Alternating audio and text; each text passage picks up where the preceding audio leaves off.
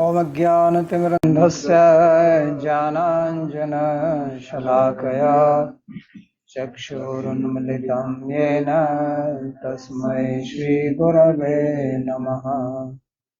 वन्देऽहं श्रीगुरोः श्रीयुतपदकमलं श्रीगुरून् वैष्णवांश्च श्रीरूपं साग्रजातं सहगण रघुनाथान्वितं तं सजीवम् साद्वतं सावधूतं परिजनसहितं श्रीकृष्णचैतन्यदेवं श्रीराधा कृष्णपादान् सहगण ललिता श्रीविशाखान्वितांश्च हे कृष्णा करुणा सिन्धो दीनबन्धो जगत्पते गोपेश गोपिकान्त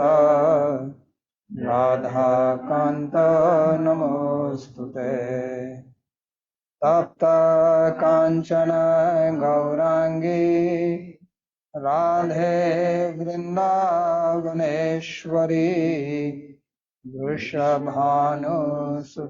देवी प्रणमामि हरिप्रिये। नमो महावदान्याय कृष्ण प्रेम प्रदायिने कृष्णाय कृष्ण चैतन्य नाम्ने गौरत्विषे नमः। पञ्चतत्त्वात्मकं कृष्णं भक्तरूपस्वरूपकं भक्तावतारं भक्ताभ्यं नमामि भक्तशक्तिकम्। श्रीकृष्ण चैतन्य प्रभु नित्यानंदा श्री अद्वैता गदाधर श्रीवासदि गौरभक्तवृंदा। हरे कृष्णा कृष्णा कृष्णा हरे हरे हरे राम राम राम हरे हरे। जन्माद्यस्य यतोऽन्वयादितरतश्चार्थसुभिज्ञस्वराट् तेने ब्रह्महृदायादिकवये मुह्यन्ति यत्सूरयः। तेजो वारिमृदां यथा विनिमयो यत्र त्रिसर्गो मृषा धाम्ना स्वेन सदा निरस्तकुहकं सत्यं परं धीमहि। नारायणं नमस्कृत्य नरं चैव नरोत्तमं देवीं सरस्वतीं व्यासं ततो जयमुदीरयेत्।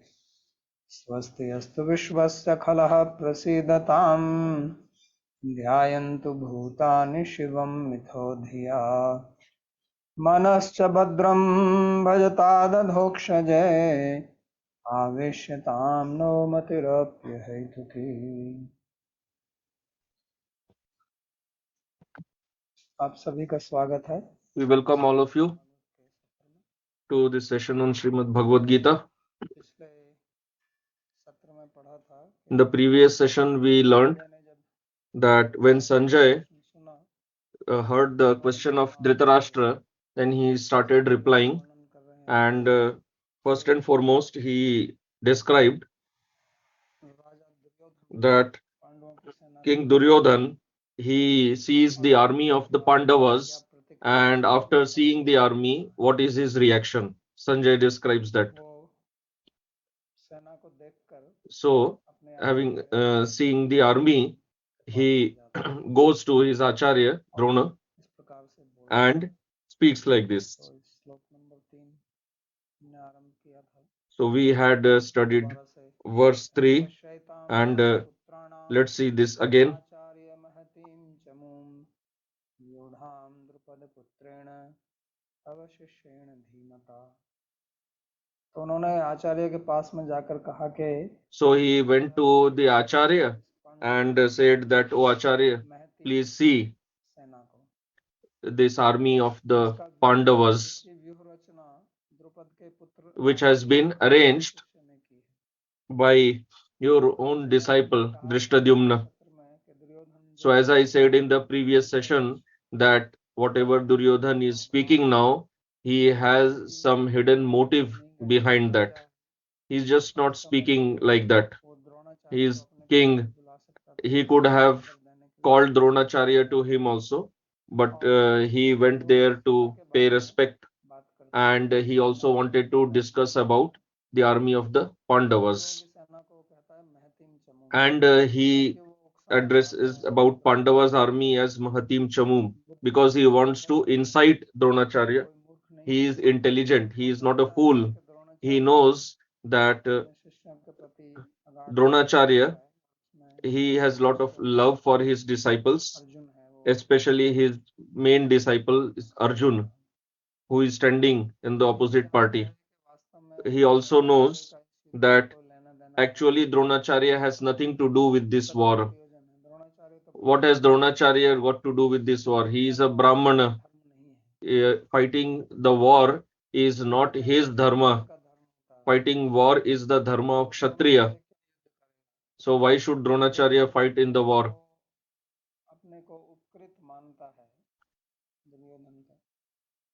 But Dronacharya considers him has some gratitude towards Duryodhana. Actually, Dronacharya is Upadhyay. In Sanskrit, we have these words Guru, Acharya, and Upadhyaya. Dronacharya is Upadhyay. Nowadays, Upadhyaya is also a gotra of many people. They have this surname Upadhyay. So actually, Upadhyaya is Guru who teaches. But the Guru who used to take some money and teach, he was used to be called as Upadhyaya. Acharya is one who doesn't take anything. He doesn't ask for anything. So whatever Guru Dakshina the disciple gives to the Acharya, Acharya just accepts that. So we know from Mahabharata that Drupad had insulted Dronacharya. Both were earlier friends in Gurukul. And Dronacharya, due to his poverty,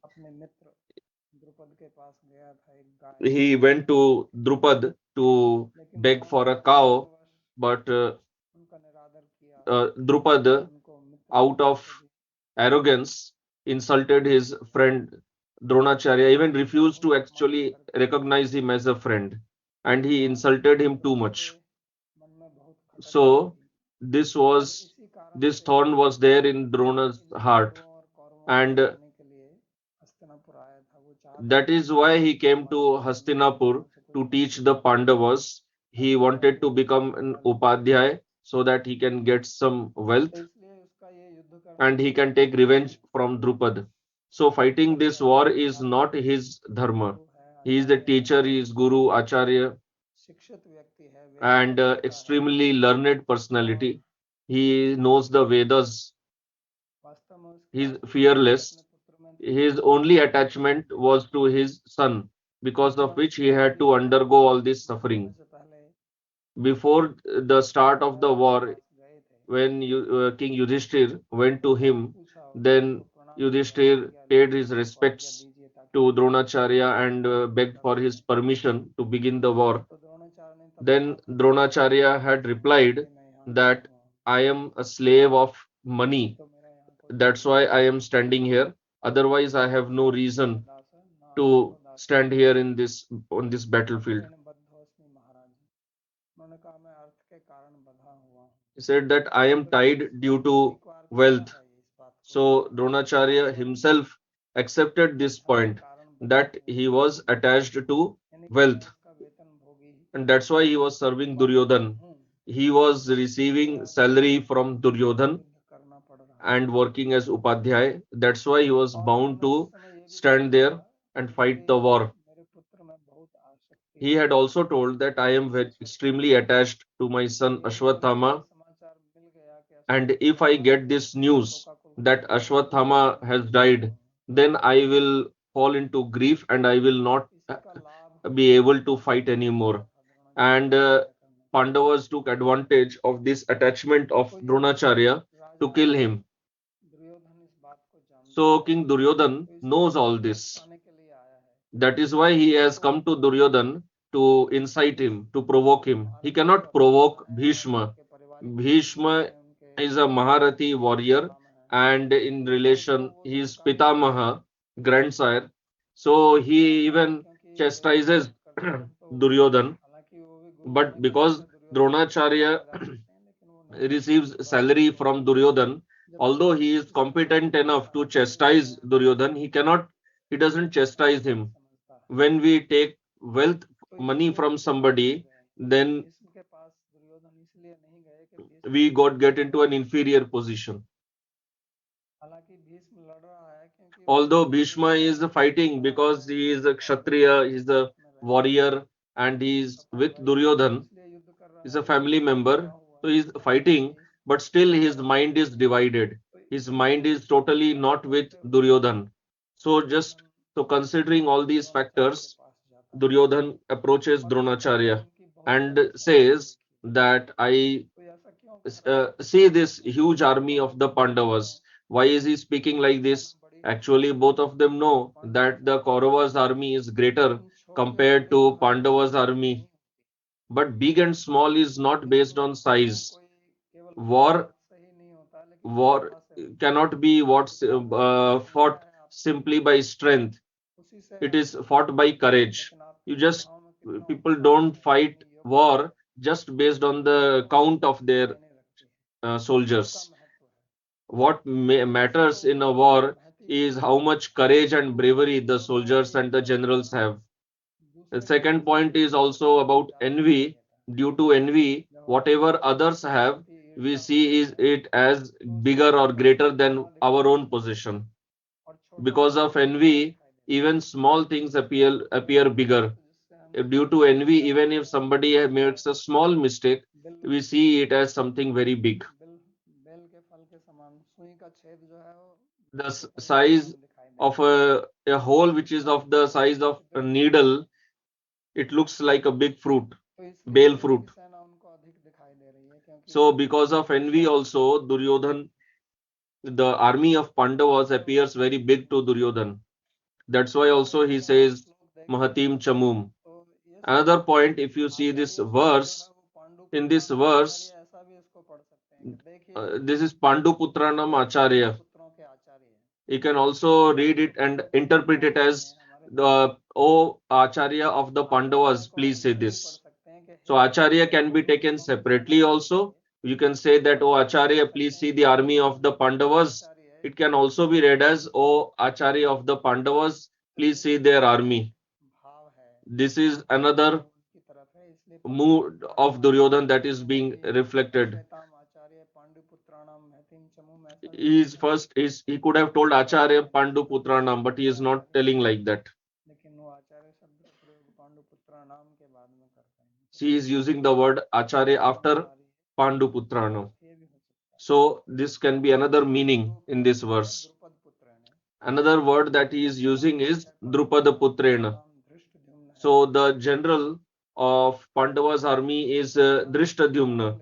He is the leader of the army. So he is not telling directly as Drishtadyumna.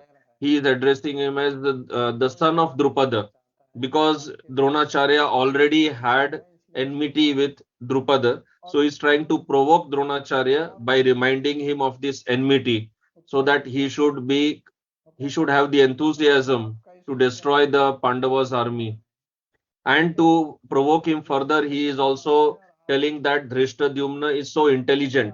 He's using the word Dhimata. So indirectly, he wants to say that Drishtadyumna is intelligent and you are foolish. You taught Drishtadyumna. Like sometimes in it is said that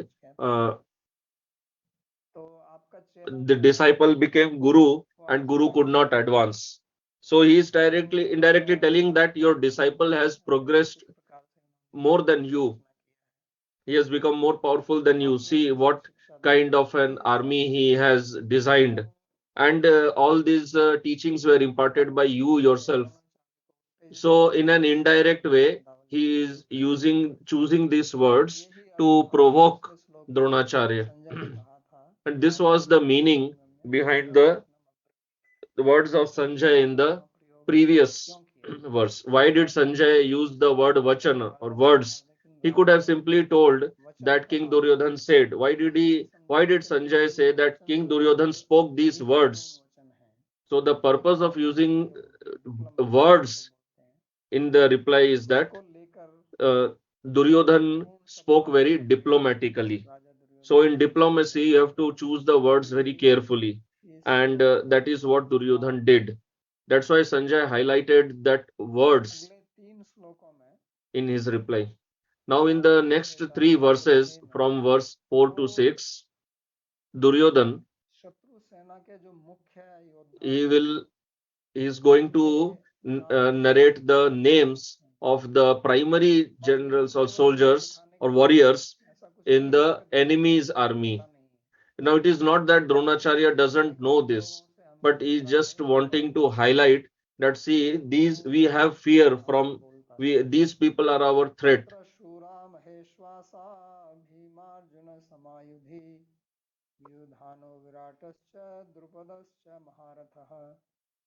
धृष्टकेतुश्चैकितानः काशीराजश्च वीर्यवान् पुरुजित् कुन्तिभोजश्च शर्यश्च नरपुङ्गवः युधामन्युश्च विक्रान्त उत्तमौजाश्च वीर्यवान् सौभद्रो द्रौपदेयश्च सर्व एव महारथाः। तो इसका अनुवाद है, So the translation is like this. In this army, there are heroes carrying mighty bows, such as Satyaki and Virat, and the great chariot fighter Drupada, who are equal in prowess to Bhima and Arjuna. There are Dhrishtaketu, Chekitan, and the powerful king of Kashi. There are also Purujit, Kunti Bhoj, and Shaibya, the best among men. There are also the mighty Yudamanyu, the valiant Uttamauja, and the son of Subhadra, Abhimanyu. And there are the five sons of Draupadi, who are all indeed great chariot fighters.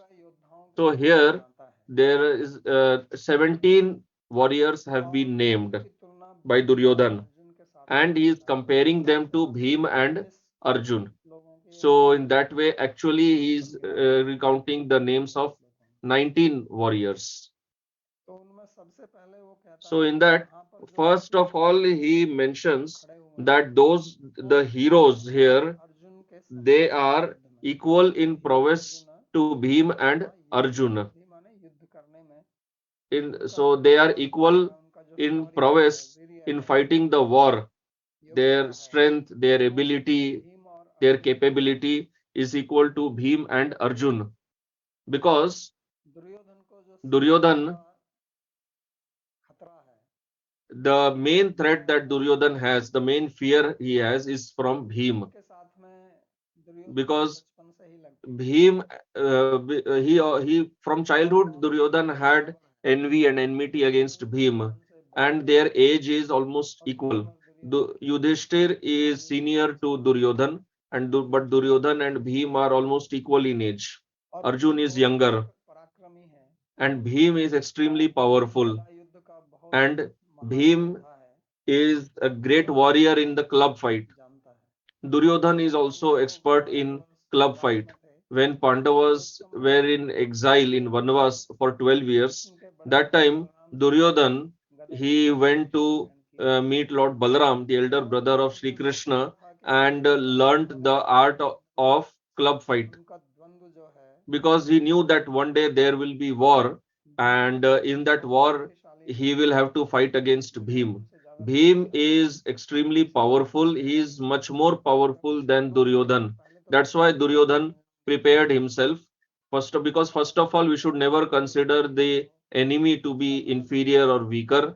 And here anyway, literally also is not inferior. Bhim, the word Bhim and Bhishma both mean terrifying. Sanskrit व्याकरण में सूत्र है ना ये, कि भीम और भीष्म दोनों शब्द का अर्थ क्या है? भयानक। In Sanskrit Vyakaran, Bhima and Bhishma, though both of them mean Bhayanak, means terrifying. Both are extremely terrifying warriors. So actually, Bhim is very terrifying, especially for Duryodhana, because the day when Draupadi was insulted,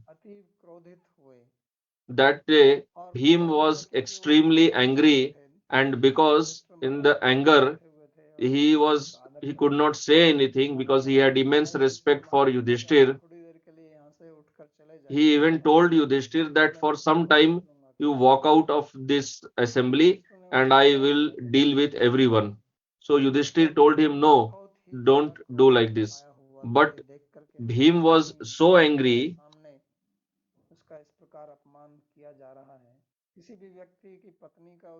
So when if somebody's wife is insulted in front of him, how much pain he will feel, especially if he is very powerful. If somebody is a very weak person, then he can't do much. He has to just accept the situation.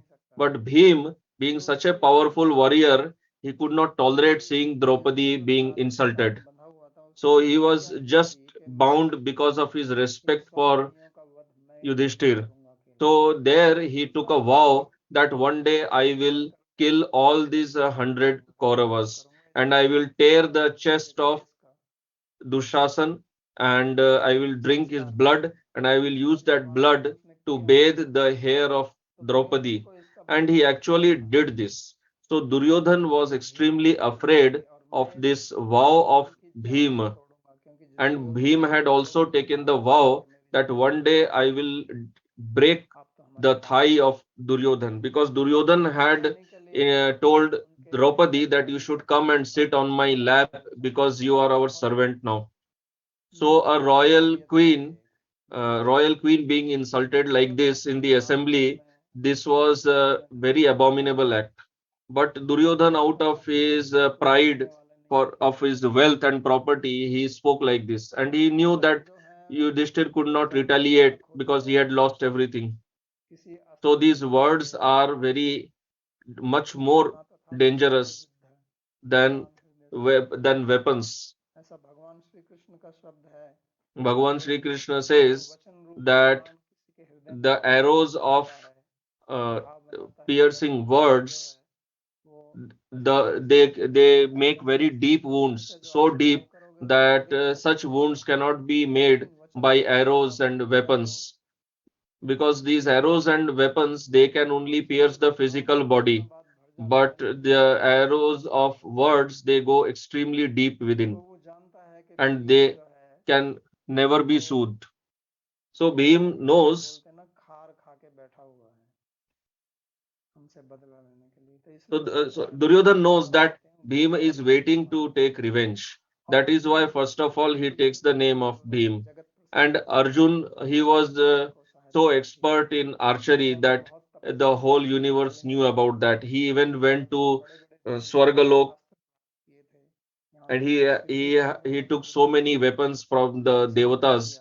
He had even pleased Lord Shiva and taken his Pashupatastra, which is capable of destroying all the three worlds. From Agni, he had received the chariot, the quiver. He had received 100 horses who will never become tired. Like this, from many devatas, he had received divine weapons, and he was anyway very expert in in archery. So he was the favorite disciple of Dronacharya, and he had even proven his skill in warfare to the Kauravas.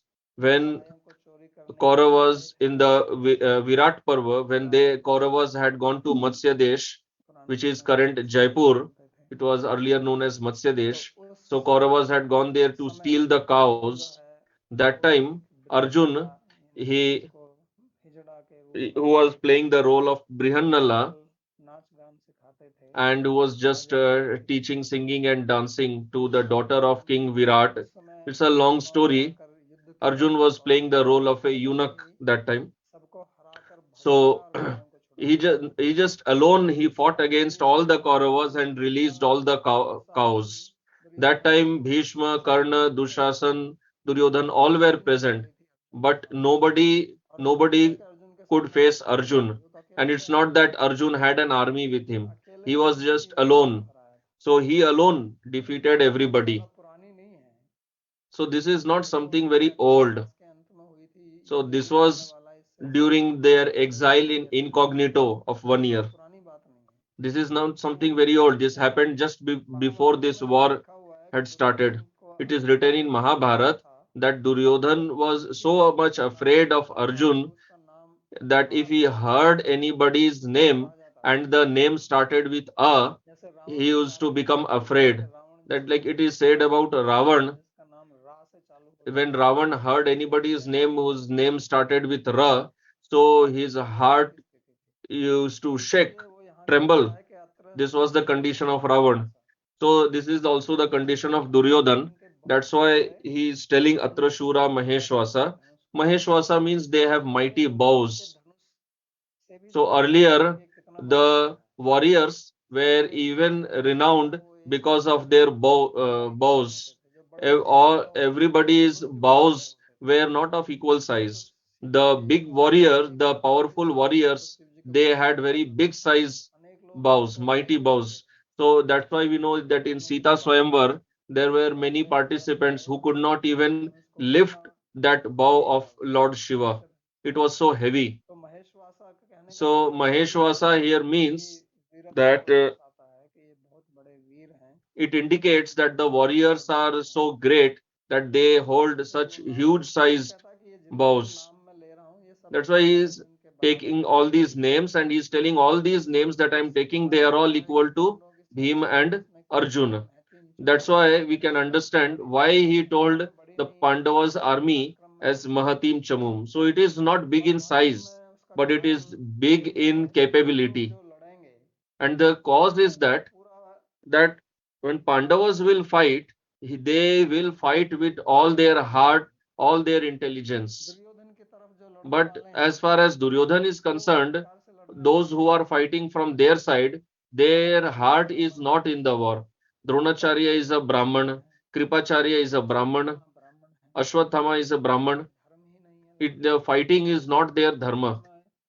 Actually, they have fallen down from their Swadharma and they are fighting the war. Why?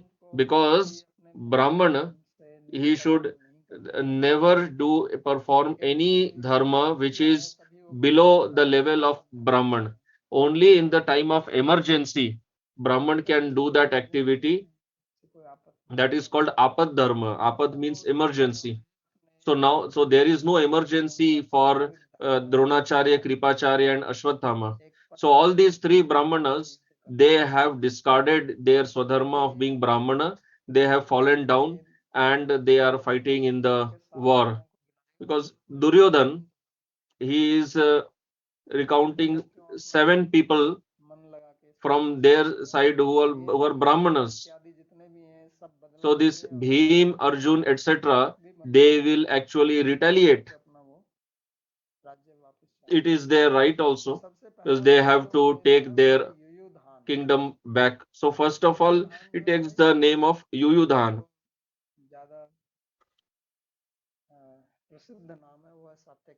So Yuyudhan is famously actually known as Satyaki. So he is a relative of Bhagavan Sri Krishna and is the disciple of Arjuna.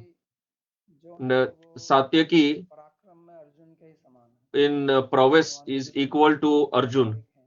Is the relative of Bhagavan Sri Krishna and nobody can defeat Satyaki. That's why first of all he is taking the name Yuyudhana because for the to protect the fame of his Guru Arjuna he will fight with all his prowess. Second is Virat. His cows were stolen by attempted to be stolen by Kauravas. Pandavas had stayed there, and Virat's daughter was married to Arjuna's son Abhimanyu, from whom Parikshit was born. So then Drupad is there. Drupad is the father of Draupadi, and his daughter was insulted so much. So that's why he is here to fight in the war, and he is a very mighty warrior. He is not some ordinary warrior. When Kauravas and Pandavas, their education was completed, that time when they asked Dronacharya that what Guru Dakshina can we give you? So Dronacharya asked this Guru Dakshina that uh, tie tie Drupad alive and bring him here. So first of all, Dronacharya wanted to please Dronacharya, so he went with his brothers and he fought against Drupada. But Drupada defeated all the Kauravas and he sent them back. Then later Arjun went and Arjun fought alone and he bound Drupad alive and he brought him here. So Drupada is not some ordinary warrior. That's why he is addressed here as Maharathi. Then there is Drishtaketu. Drishtaketu is the son of Shishupal. Although Shishupal was extremely envious against Bhagavan, but Drishtaketu was not opposed to Bhagavan. So Shishupal was the son of Bhagavan's mother's sister, Bhagavan's aunt. So he was related to Bhagavan and is related to Pandavas also because Kunti is the sister of Krishna's father, Vasudev. So Drishtaketu was actually devotee of Lord Sri Krishna, although the father was envious of him. Chekitan is from Yadu dynasty and he has come here to fight in the war. Although the army of Krishna, which is called Narayani Sena, had given to Duryodhana, but Chekitan is fighting from his side. Kashiraj is a big warrior. He had three daughters who were kidnapped by Bhishma. One of them was Amba, because of whom Bhishma had fight with Parshuram. The remaining two were married to his brothers. One had died. With one they were married. Purujit and Kunti Bhoj, these two, they are sons of Kunti's brother. Shaibya is the father-in-law of King Yudhishthira. Draupadi was one queen, common queen for all five Pandavas, but they had individually separate queens also.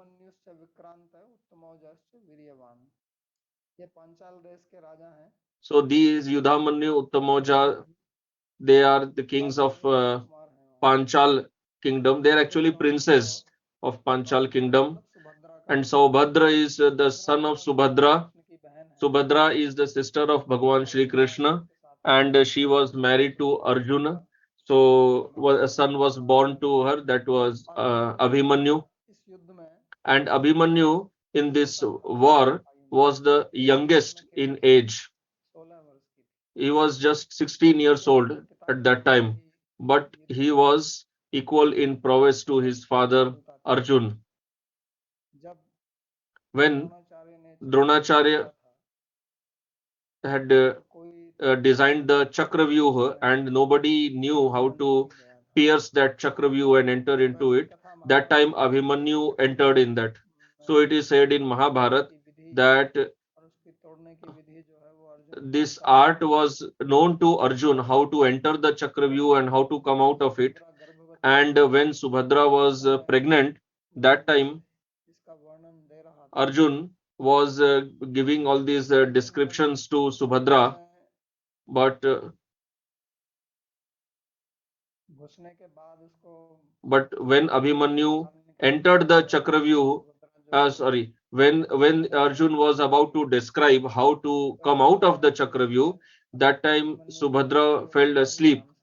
So that is why it is said that Abhimanyu could only learn in the womb how to enter the Chakravyuh, but he could not learn how to come out of it. So Abhimanyu fought very valiantly in the war. It will be described later, and he defeated many warriors. But later he got defeated. He was killed in an unjust way by all the Kaurava generals. His chariot had broken he had no weapon, and Jayadratha came from behind and hit him. Karna was also present there. That's why later, when Karna's chariot's wheel got stuck in the ground, and Krishna told him that to kill him. So Arjuna rejected. So then Bhagavan chastised that when Abhimanyu's was in the same condition, then how all of you killed him? That time you did not remember your dharma. ये भी दिखाया गया कि किस प्रकार से बच्चा जब गर्भ में होता है तो माँ की जो मानसिकता है उसका उसके ऊपर प्रभाव पड़ता है. So it is also shown here that the mentality of the mother has a lot of impact on the mentality of the child in the womb. So it has been proved in modern science also that the mentality of mother affects the mentality of the child in the womb. The mother's food habits, her emotions, her feelings, all these affect the child. So this is a prime example in our Shastra. Another example is of Prahlad. When Prahlad was in mother's womb, that time Naradji had imparted the teachings of Bhagavatam to the mother. So that's why Prahlad learnt all this in the womb itself. So here it is shown that how our sages, the rishis, they had knowledge of all these vidyas, and through these stories they are teaching that how a pregnant woman should exercise extreme caution if she wants that my son or daughter should be capable. His or her mentality should not become corrupted. So for that, the mother should herself keep her mind pure. Then it is told about Draupadi. So Draupadi had 5 sons who were born from the 5 Pandavas. They were all mighty warriors. They were all Maharathas. So in this way, 17 names have been counted here. And along with that, they have been compared with Bhima and Arjuna.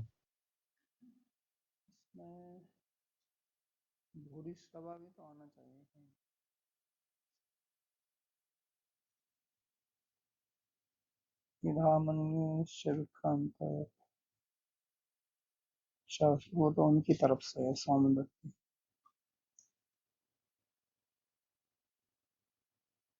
तो फिर वो बोलते हैं अपना. So then he tells, after describing this Pandava's army, then he moves ahead to describing his own army.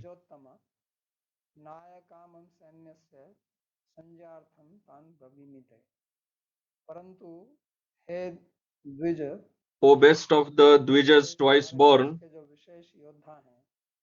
please be informed, however, of those who are distinguished warriors on our side, the generals of my army. For your information, I will describe them to you. So Duryodhana is speaking very respectfully to Dronacharya, and he is addressing him as Dvijottama. So Dvija is Brahmana, whose 2 samskaras have been performed, the birth samskar and then Upanayan samskar. When 2 samskaras are done, the person is called Dvija, and he is best of the Dvijas. So please know who are the special generals of my army. So there is a very important point here. First of all, he is telling Asmakam. Asmakam means our. And then he is telling Mama. And Mama means my.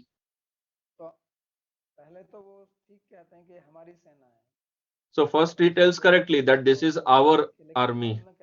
But then later he shifts to telling my army. So this is reflecting his own inner mood. So Duryodhan is very attached to his position, and this entire war is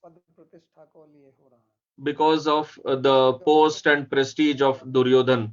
Nobody is going to gain anything in this war, and he himself will also convey this. So he is telling Mama Sainyasya. So this army is not just belonging to him, it is belonging to everyone. And when he is talking to his guru, he should address as our army, not my army. So is telling that I am going to tell you about the warriors, prime warriors in my army. And then in the next verse, he accounts the names of 7 prime warriors in his army. Not much. He just takes 7 names.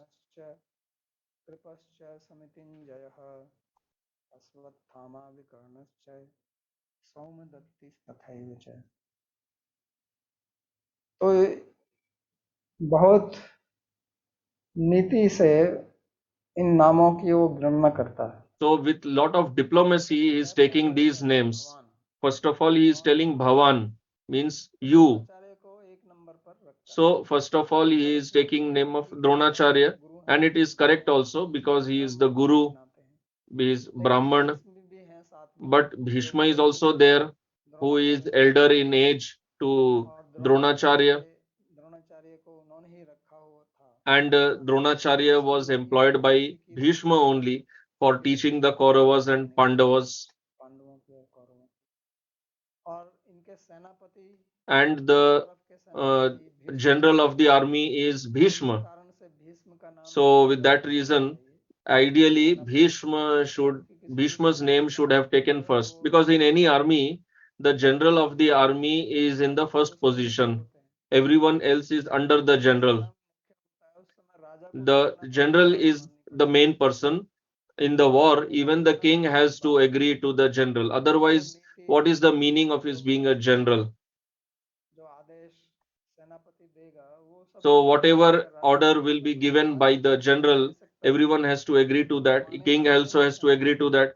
King can give his advice, but final authority is the general of the army. But here Bhishma's name is taken in number 2, because he knows that Bhishma will fight according to whatever is his desire. It is not possible for me to provoke Bhishma. He knows that Bhishma is a very tough person. He is very tough minded.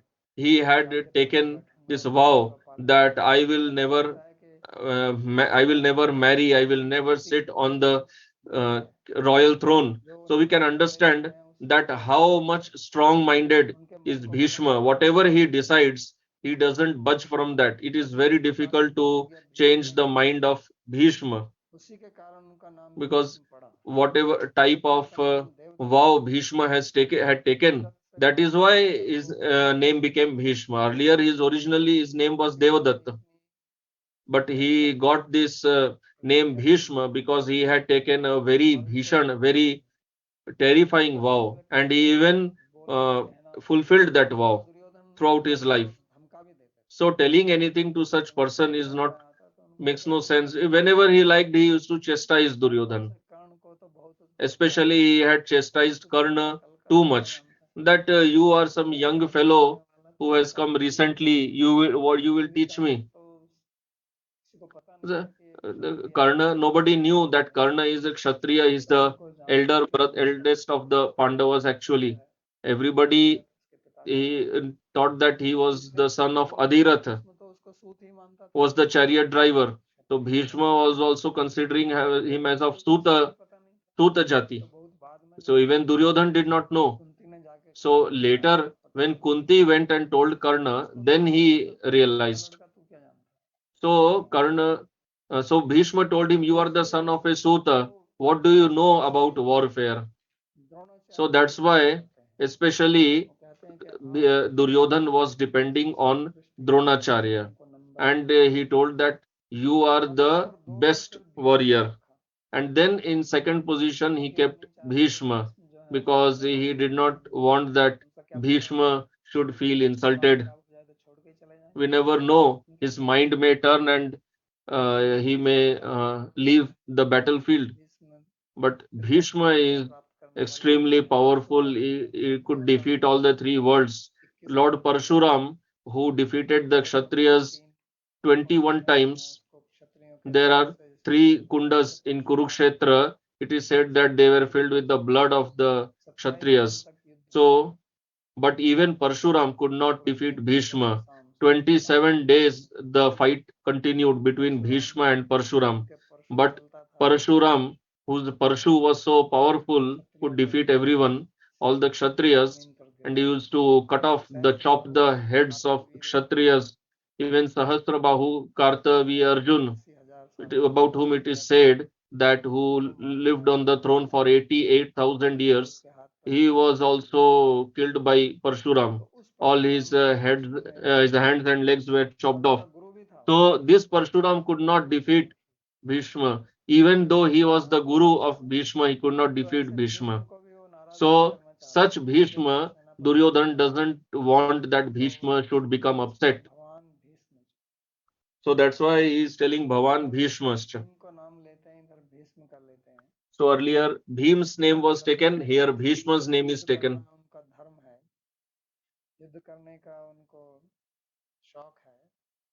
And Bhishma is a Kshatriya. It is fighting is his dharma. He will never escape from war. That's why he is addressing him in the second position. But the main motive of the primary shelter, the main person on whom Duryodhana has faith is Karna, because he knows that even Bhishma will not fight with his heart, because his heart is in the Pandavas. Even Dronacharya has lot of love for Pandavas. Dronacharya had blessed Arjun that nobody will be a greater warrior than you. That's why he had he demanded the thumb of Ekalavya. He did not want that anyone should become a bigger warrior than Arjun. So he knows that Dronacharya will never kill Arjun. Bhishma had already blessed the Pandavas that he will not kill the Pandavas. He is ready to kill anybody else except Pandavas. So now the question is, who will kill the Pandavas? If Pandavas are not killed, how will Duryodhana be victorious? So for killing the Pandavas, he had only one person, that was Karna. And Karna was very powerful. He had attained victory over the earth, and he was a mighty warrior. He was the son of Surya, very powerful, and he especially had a lot of enmity against Arjuna, because he just could not accept this point that Arjun was a greater warrior than him. He had extreme level of envy for Arjun. He somehow wanted to kill Arjun with his own hands. And Duryodhan actually wanted a person like this. That is why Duryodhan made a friendship with Karna by making him the king of Angadesh. That's why in the third position he is taking the name of Karna, although ideally he should have taken Kripacharya's name in the third position. Because before Dronacharya arrived, the Acharya of Pandavas and Kauravas was Kripacharya, who is the Kula Guru of the Kaurava kingdom, and he is also the brother-in-law of Dronacharya. So that's why he then next he takes the name of Kripacharya. May feel insulted that why is my name not being taken here. So then Drona appeared. So Kripacharya is also the Kulaguru of the Kauravas. That's why the next name that he takes is of Kripacharya, who is victorious in battle. Kripacharya also had a benediction of being Chiranjeevi, that he would live very long. Kripacharya, Ashwathama, and Kritavarma. These three people were remained alive from the side of Kaurava's army. From Pandava's side, 7 people remained alive, 5 Pandavas, Krishna and Satyaki. Rest everyone was dead. And from Kaurava's side, only 3 people were alive. So Kripacharya, Ashwathama and Kritavarma. So Kritavarma was the leader of the Narayani army that Bhagavan Krishna had given. So even Kritavarma, nobody could kill him. So then Duryodhana, he is taking the name of Drona's son, because if I don't take the name of Drona's son, then Drona may feel upset. But before that, his uncle is Kripacharya, so he takes Kripacharya's name. Then he takes name of Ashwathama. Ashwathama was a mighty warrior. He knew about Brahmastra, and he remained alive till the end. And at the end, while Draupadi's 5 sons were sleeping, Ashwathama killed them by chopping off their heads. So he takes their name. And Ashwathama was also a friend of Duryodhana. They were all classmates in the Gurukul. They were almost of equal age. The next name that he takes is of Vikarna. Vikarna is actually Duryodhana's brother, but not some great warrior. Dushasan is a great warrior, but he is not taking the name of Dushasan. He is taking the name of Vikarna. What is the purpose? He is taking the name of Vikarna because when in the assembly, when Draupadi was disrobing was attempted, and when Draupadi asked this question in the assembly to Dhritarashtra, to Bhishma,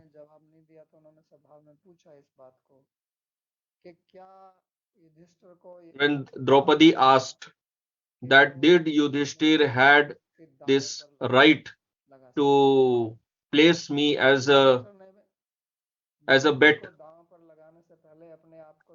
Yudhishthir, before placing Draupadi as bet, he had placed himself and his brothers as bet, and they had lost. He had lost everything. So when Yudhishthir had already lost himself and his brothers, did he then retain the right to place Draupadi as a bet? So this is from Dharma's point of view. This is a very deep question. So that time, Bhishma and Dhritarashtra did not answer, and nobody said anything because they were afraid of Duryodhana. Vikarna was the only person who stood up and spoke very clearly in clear words that this is a great injustice to the Pandavas. And Draupadi, who's being insulted like this is the abominable act of adharma. So that time Vikarna was chastised that you are a small fellow, such big people are sitting, they are not speaking anything. Who are you to give lecture on dharma to us?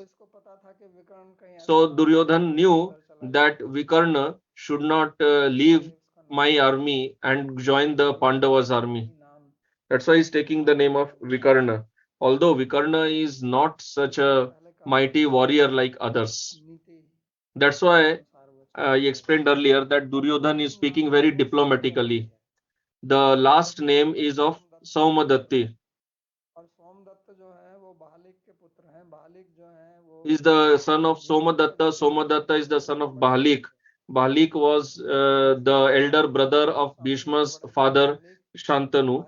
So Bahalik's son is Somadatta. And Somadatta's son is Somadatti, that is Bhurishrava. So he is the son of Bhishma's brother. So he is the uncle of Duryodhana, etc. So he is elder to them. But Bhishma anyway had not married. So this Somadatti, who is Bhurishrava, is a mighty warrior. So there is a story related to Bhurishrava, which is connected with Vasudev. So you know that Vasudev was married to Devaki, but Bhurishrava's father, who is Somadatta, he wanted to marry Devaki.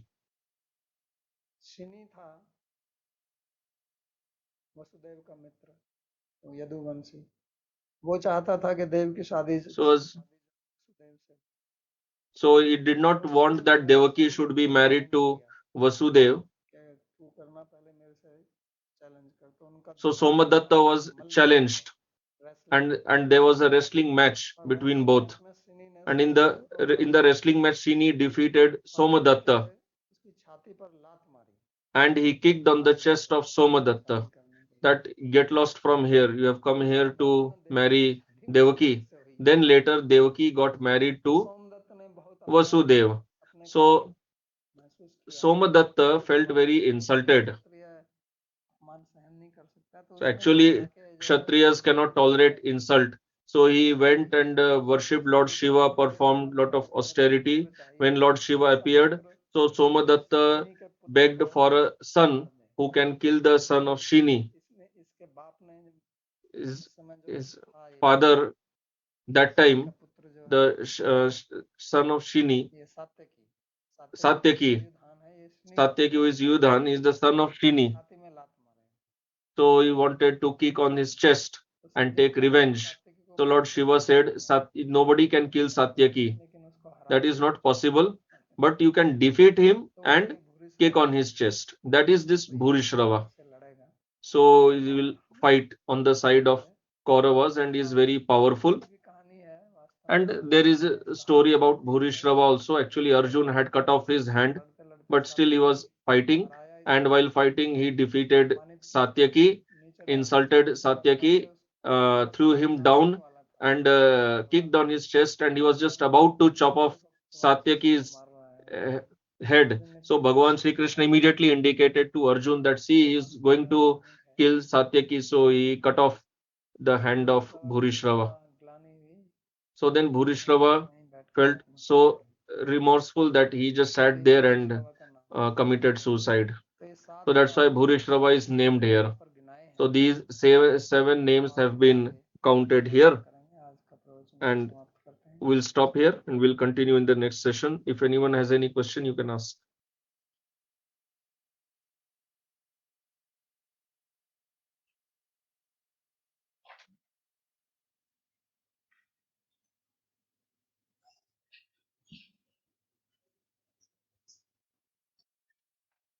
बाबा जी नवद्वीप जी पूछ रहे हैं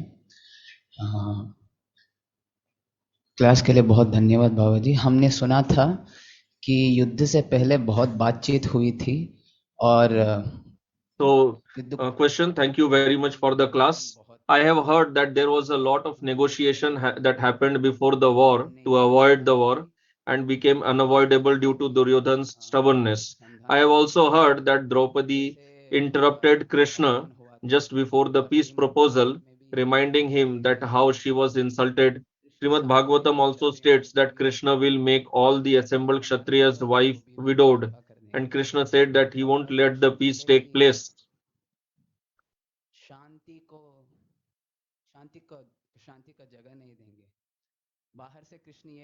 From outside, Krishna was trying to convince Duryodhana, and from inside, Krishna is not letting Duryodhana to agree.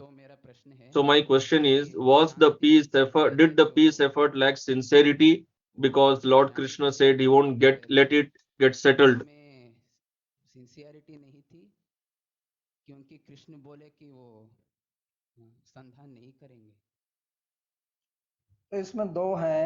So there are 2 points in this.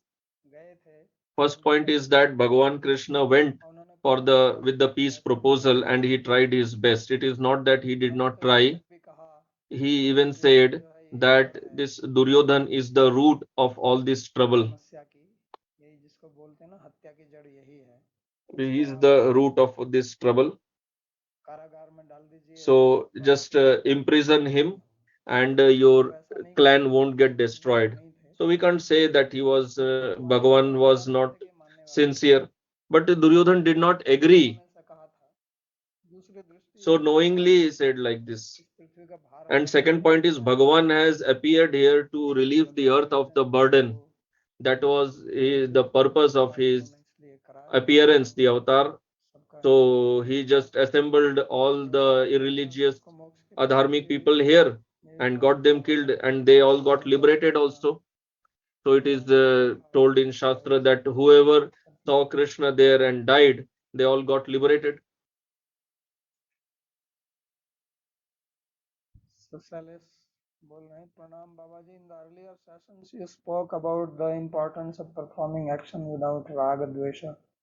Could you please explain what is the difference between the mindset of a person who is performing action without raga dvesha and a person who is acting while being indifferent or displaying lack of interest? तो इस प्रश्न है कि हमको काम करना चाहिए. So the question that in the earlier sessions you spoke about the importance of performing action without raga dvesh. Could you please explain what is the difference between the mindset of a person who is performing action without raga dvesh and a person who is acting while being indifferent or displaying lack of interest? So answer, this topic will get discussed in Bhagavad Gita in the upcoming chapters. In till the 5th chapter, Bhagavan will keep talking about this. In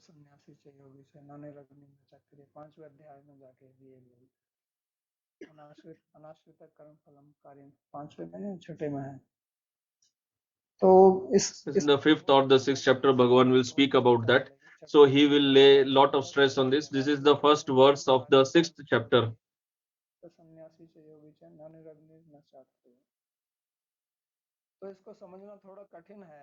So it is a little difficult to understand this point, that it is because whatever we do out of attachment to the result of our action. In Sanskrit Shastra, it is said that without desire of result, nobody performs anything. Whatever we do,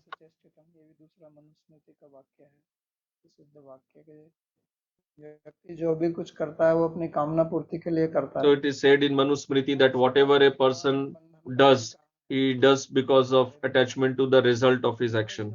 And this is the cause of the bondage, this is the cause of all the misery. So this is what Bhagavan will teach about yoga. So Bhagavan will teach that whether you get this or no, whoever remains equipoised, balanced, that is yoga. Arjun told that this yoga, I find it very difficult. Because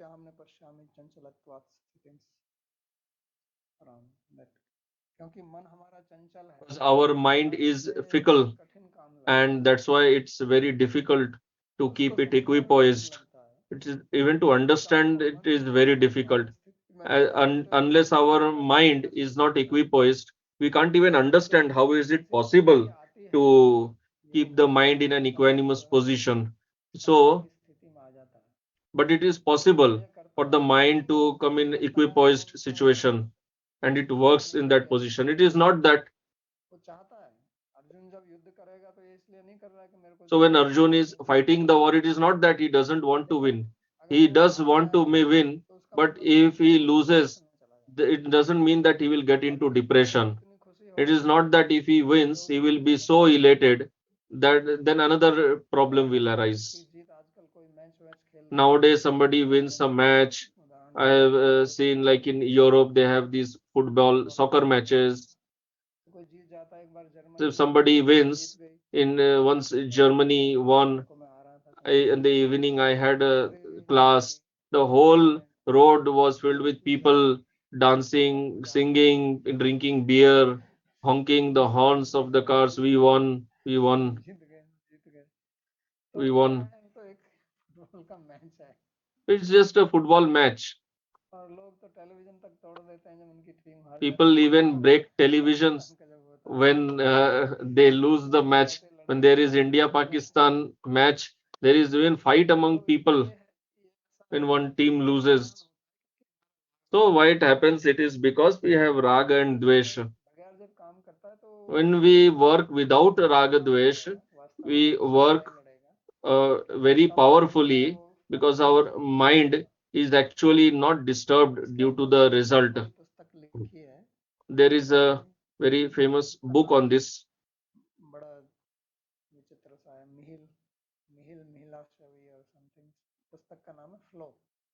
The name of the book is Flow. He researched for 25 years and he came to this conclusion, what is written in Bhagavad Gita. he has interviewed so many sportsmen, so many big people, and asked them that when you give your best performance, what is the state of your mind?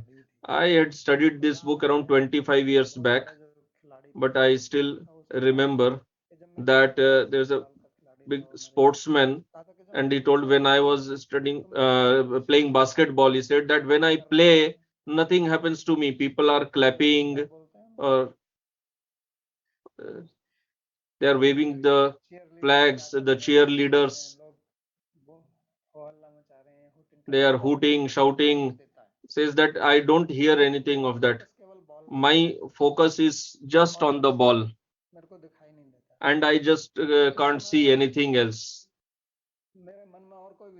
That time in my mind, there is no other thought. So that is actually kind of some state of samadhi. The mind becomes so absorbed. There is such a high level of concentration or dhyan or absorption that it doesn't have any other thought.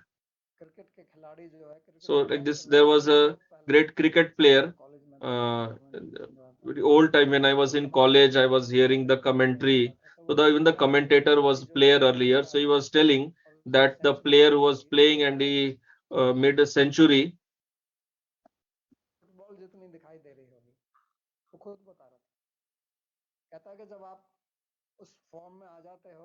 So he said that when you have that level of concentration, that kind of form, even the small cricket ball appears like a football. So whichever side you hit it, it will not miss the ball. So it's something very strange wonder. So this is the state of mind. In that time, the mind doesn't care that I will win, I will lose.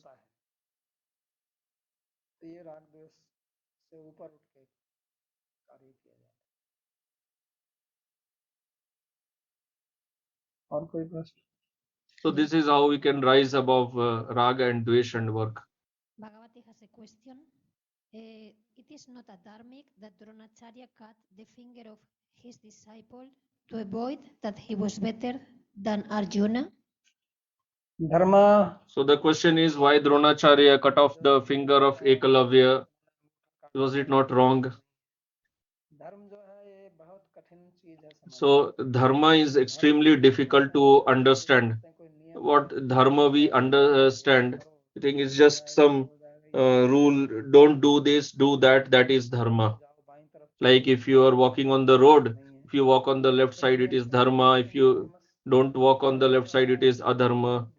But dharma is actually not like that. Dharma is something very deep. Even Gita Bhagavan says,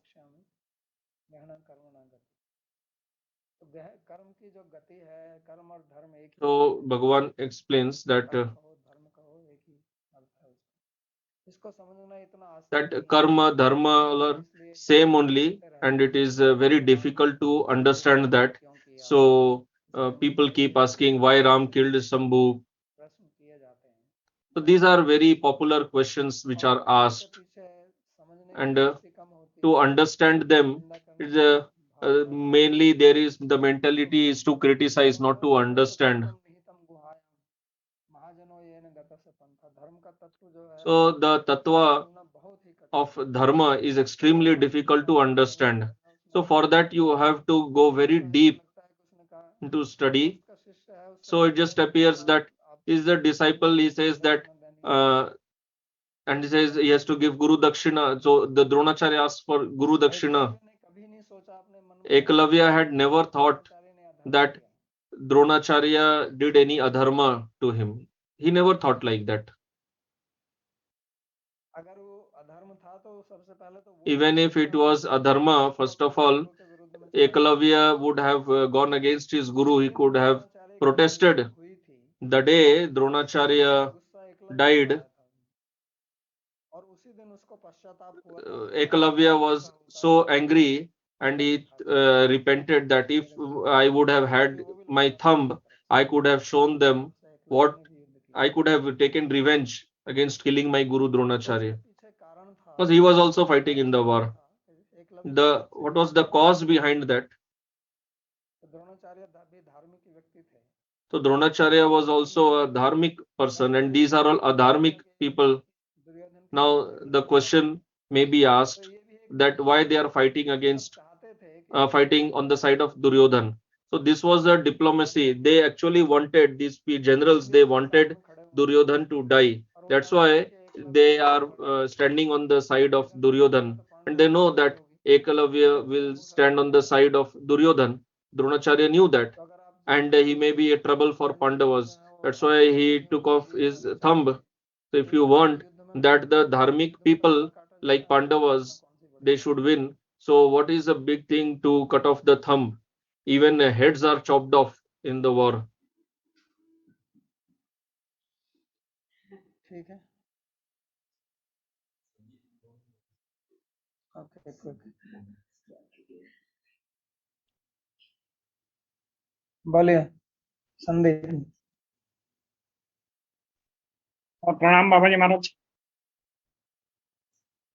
तो मेरा प्रश्न ये है So the question is that Duryodhana, when he went to catch tie Drupada, and he lost, and he also knew that Draupadi is the daughter of Drupada.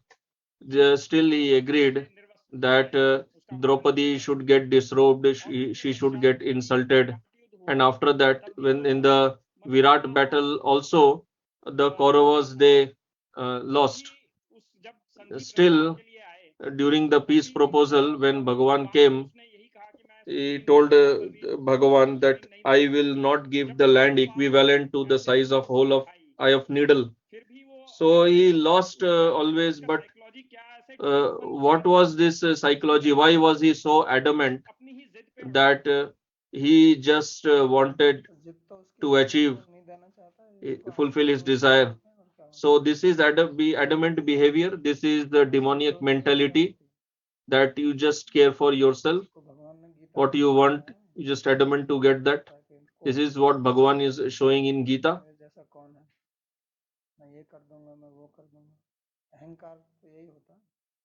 This is ahankar. Out of ahankar, out of ego, person works in the wrong way.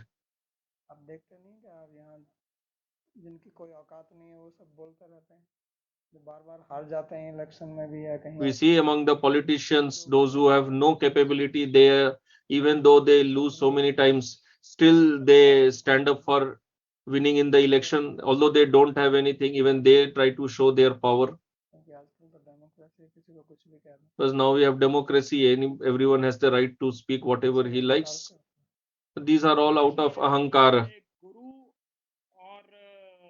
आचार्य में क्या difference हुआ? मतलब उपाध्याय तो समझ आया, लेकिन गुरु और आचार्य में क्या डिफरेंस? कोई अंतर नहीं. So next question, what is the difference between guru and acharya? There is no difference. Guru is a common word that is used for many people, but acharya is a specific term that I explained in the previous class, who teaches shastra, who behaves according to the shastra injunctions and teaches to disciples. प्रणाम बाबा जी. हाँ, मेरा ये प्रश्न है कि ये श्लोक 4 से 6 में Duryodhan Bhishma. So my question is that in verses 4 to 6, Bhima and Arjun's names are taken. Is there any hidden secret diplomacy behind taking names of Bhima and Arjun instead of the other three Pandavas? So answer, I already explained this, that in the 5 Pandavas, who is the mightiest warrior? Bhim and then Arjun. These are the 2 main warriors who will fight from the Pandava side. Nakul and Sahadev are not such great warriors, although they are great warriors, but not so powerful like Bhim and Arjun. The primary 2 warriors in the Pandav armies, Bhim and Arjun. If you study the description of war in Mahabharata, so mainly the war was won because of Bhima and Arjun, not because of Nakul, Sahadev and Yudhishthir. So that's why the fear will be from Bhima and Arjun only. That's why their names are taken.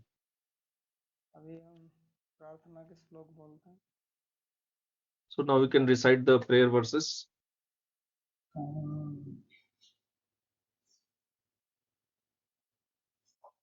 सर्वोपनिषदो गावो दोग्धा गोपालनन्दनः पार्थो वत्सः सुधीर्भोक्ता दुग्धं गीतामृतं महत् एकं शास्त्रं देवकी पुत्रगीतम् एको देवो देवकी पुत्र एव एको मन्त्रस्तस्य नामानि यानि कर्माप्येकं तस्य देवस्य सेवा कार्पण्यदोषोपहतः स्वभावः पृच्छामि त्वां धर्मसम्मूढचेतः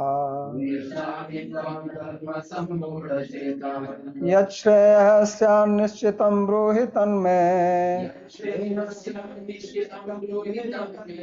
शिष्यस्तेऽहं शाधि मां त्वां प्रपन्नम् यत्र योगेश्वरः कृष्णो यत्र पार्थो धनुर्धरः तत्र श्रीर्विजयो भूतिर् ध्रुवा नीतिर्मतिर्मम कृष्णाय वासुदेवाय देवकी नंदनाय च नंदगोपकुमाराय गोविंदाय नमो नमः नमः पंकजनाभाय